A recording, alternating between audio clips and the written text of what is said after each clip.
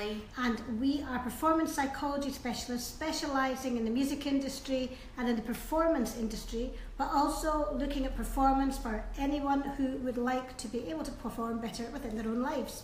And today we are going to talk about grief, which is a really tough topic for a lot of people.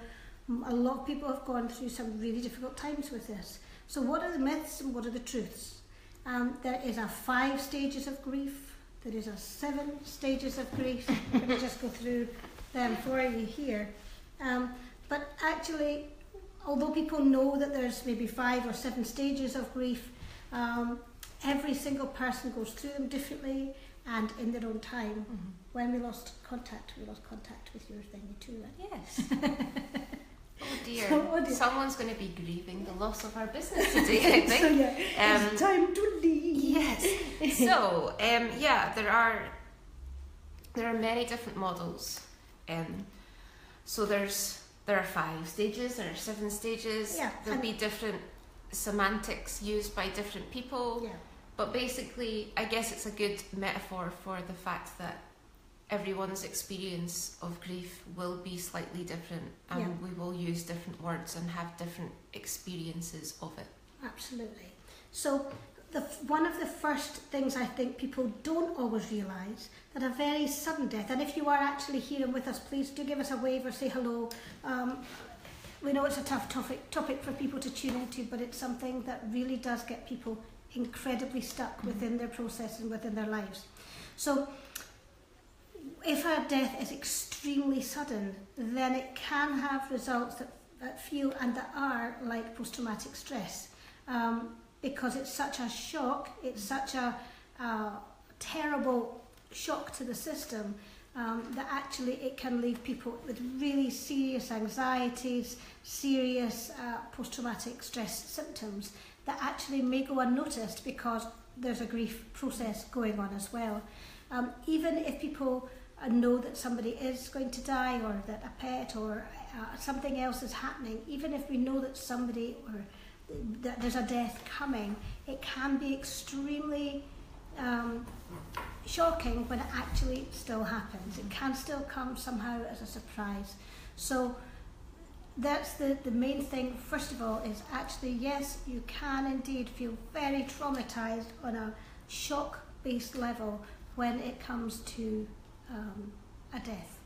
And so when you start to then thaw out, if you do so, your body goes into a shock and then you begin to thaw out.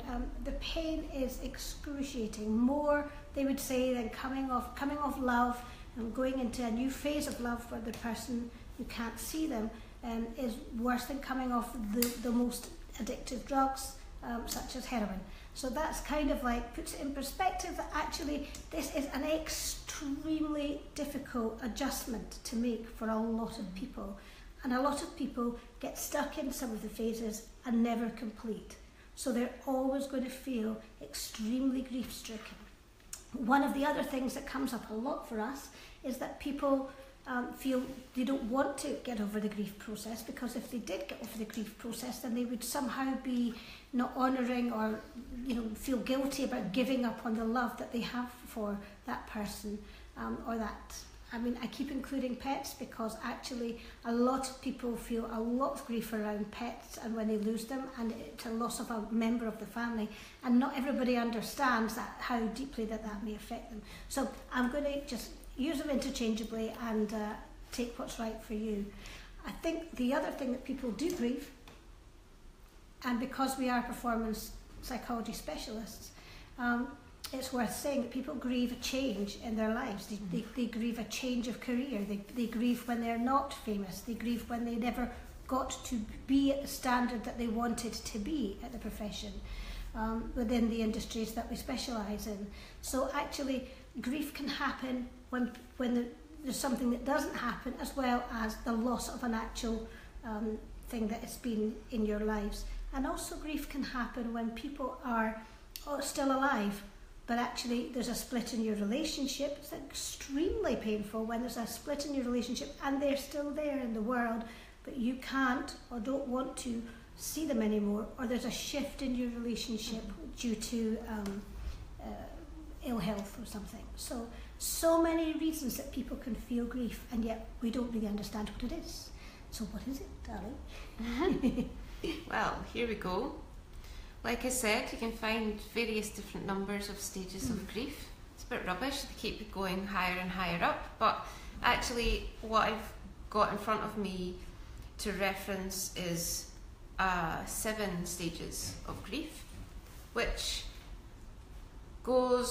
starts at shock and denial. You talked about shock already. That's the door. Will I get it? Yes. Okay. I'll keep talking.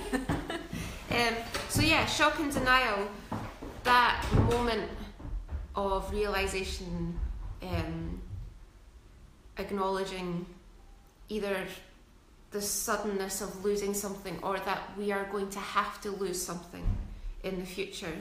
That is quite a difficult bit because the shock part is like a blow to the system, and denial is what it says. Yes. Here we go. Denial is that part where, like I said, we don't want to believe that it's going to happen or it's happened, and that denial is slightly difficult because it has a tiny bit of hope in it that there's a way that it can not be true. And hope is a beautiful thing, but when it comes to grief, it's extremely painful because the hope kind of comes after the 7 stages of acceptance of what's actually happened. But when we still have hope for a different outcome, you can't change the outcome of a death or a loss. So that hope can lead us into lots of different stages that are here. One of the other things is, look, not everybody does all these stages, and not everybody does them in this order. No. So the one thing about grief is that it's incredibly personal. Each one of us, as you've already said, will go through it in a completely different way, and that can be difficult for those who are supporting around us, because they want us to do it the same way as them, or they don't know what we're doing, or it's not comfortable for people to watch us being so absolutely distraught. It doesn't come with a time frame as well, so it's not, these are the stages, and this stage will take 2 weeks, and then this stage will take 4 weeks. It's nothing like that, and actually it's not something that we work through in a logical manner either. We may go straight to acceptance and just be like, yeah, okay, and I'm feeling hopeful for the future, and I'm sad, I've done the sad bit, and I'm moving on, and then suddenly there's a bit that hits us that completely feels like a backward step of, I feel really angry, I want to change it, how can I make this different? The anger and bargaining bit, where it's like, if I give this, can I have them back? Or if I change this, will that person love me again? And you know what? Grief can hit in funny ways, because we can feel grief for the loss of a habit or a coping mechanism. So we stop smoking, and there can be a huge grief in that thing that felt like a really positive, supported you for so long, but actually it's not a really good friend because it's just not. So even when it's something like that, it can be it's all a process. Life is a process. We don't want to get to the end because that's the end, and so it's a dance. It's like a piece of music. We go through it, and each stage has a different part to it. So there may be some things that really feel important. Get support from the right people around you, and support might be leave me alone, or check in on me, or can you walk my dogs, or whatever it is that's going to actually be supportive for you.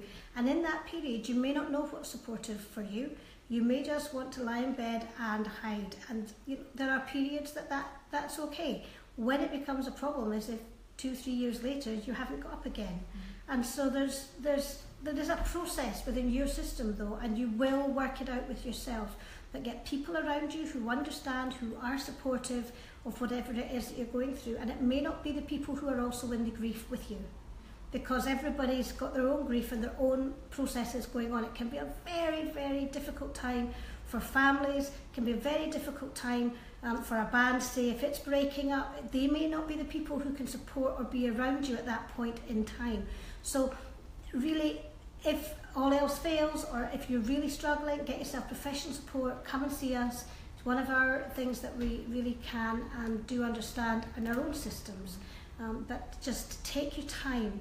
It takes time. Be patient with yourself. And when people aren't patient with you, that's not your problem. You have to go through this process and out the other side in your own way. So that's one of the things we would suggest. Yeah, maybe this information is really more for people who are watching someone they care about going through a grieving process, because actually when we are submerged in grief, it's a very foggy place, probably not going to be a place where we can clearly contract with our surrounding team and say what we need. Like Denise said, we may not know what we need. We may need something one day and absolutely not need it the next day. Yes. So actually part of the support network is being robust and accepting of someone and hang on in there through this process, because there may be a part that makes you feel when you're watching it that this person wants to push you away, and it's fear and it's not wanting to go through a grief process again, and that's scary. So know that even if someone is being as difficult as they can be, I didn't mean to, that there's a good chance that what they're saying in that is that they really care and love you, care for you and love you, and they're scared to feel this again about someone Nobody else. wants to feel that again, and so it can be difficult to trust, to fully love, to fully express love again, without fully doing the process that you're in, because anybody who loves you just needs to hang on in there. Thank you. So there's also something that I wanted to say about bands and people who are experiencing grief. It triggers for us all any unprocessed grief or any abandonment stuff that's happened to us in the past. So if there's anything of that sort in your system, then it will come round again at this time, making it doubly hard. So the more you process the grief at this time, the less you'll be more in the present grief on other occasions. So there's something about really letting yourself process it. And one of the ways we do that is just breathing, the conscious breathing techniques that we do. We've had amazing results with people just going through the process, and it's been incredible to watch that amount. I don't think we do that grief that great over here, and or in our countries particularly. And it's very much more revered to suppress, repress, oppress, be brave. And actually, for a lot of us, we might want to get up and work straight away and not think about it and keep going. And actually, that's part of the grieving process. You need to feel your competency. You need to feel that you're able to do something, because inside you're not sure what's going on. So each person will experience it differently. Some will go to bed and some will get very busy. Both are okay.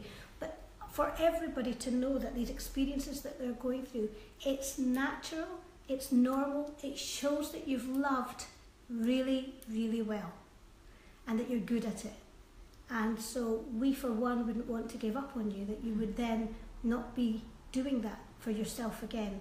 And there's no need to feel guilty if you meet somebody else and fall in love with somebody else, because that's part of life, and the people that you're grieving for, the animals that you're grieving for, would never want to see you alone and miserable for the rest of your life because you love them, I would suggest. Would you agree? I would agree. Is there other stages that I've not let you speak about yet because I did too much talking? No, there are lots of other stages. There's pain and guilt. We've talked a bit about that. It can feel really guilty. The guilt can be in moving on, or that we are still here and they're not, and that's not fair. That can bring those feelings out as well.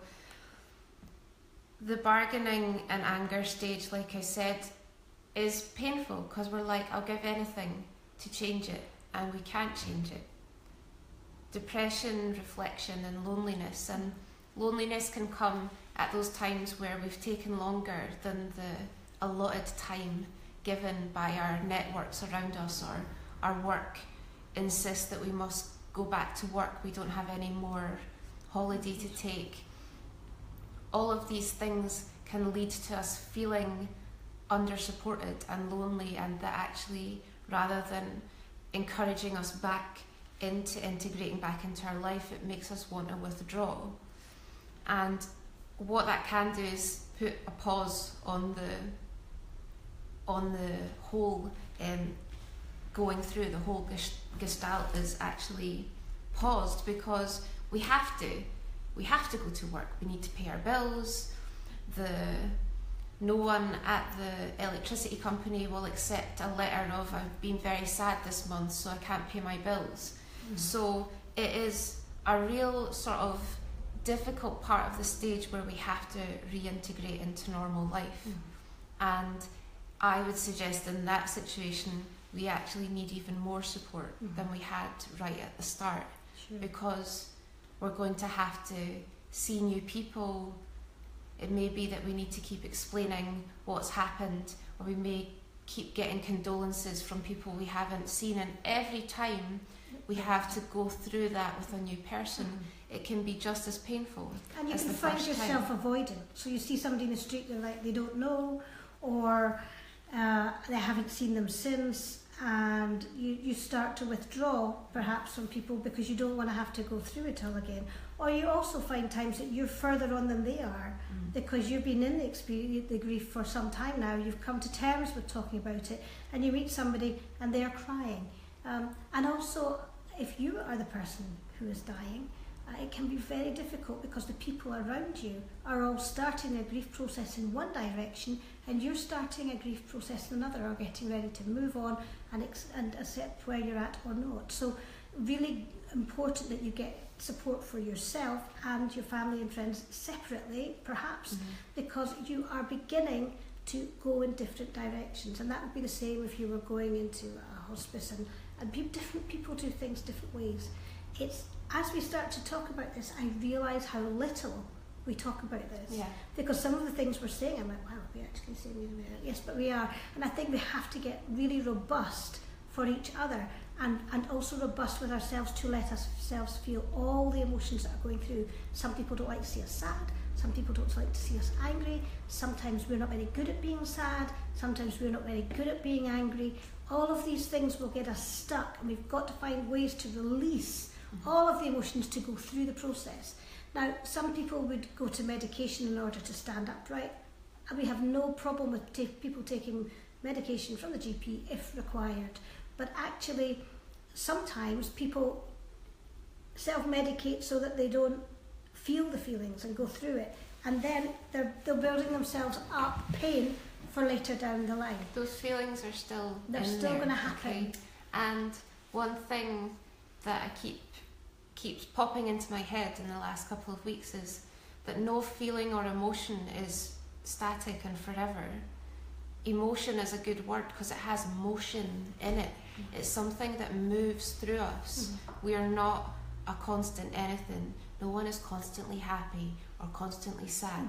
These are things that are meant to move in our system. It's a really good point. And when we kind of don't allow the full movement through, then it's just lingering. And actually, that's really exhausting for a system to have to hold huge feelings to have to hold. Make a system very, very tired. And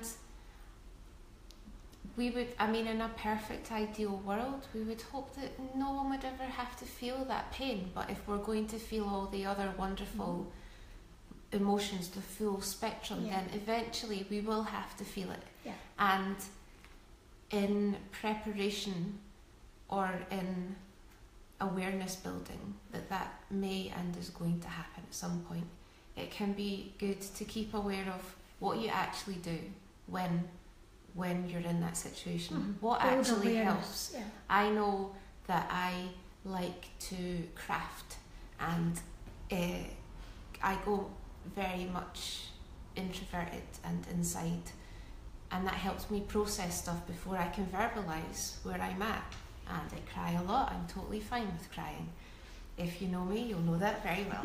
and I'm okay with that. And I know some people in my circle of family and friends not so many now, but some still find it difficult to watch and it's uncomfortable for them, and therefore I don't particularly spend a lot of time being with them when I'm in that place, because I still have an aspect of myself that wants to keep them happy and keep them okay and keep them safe.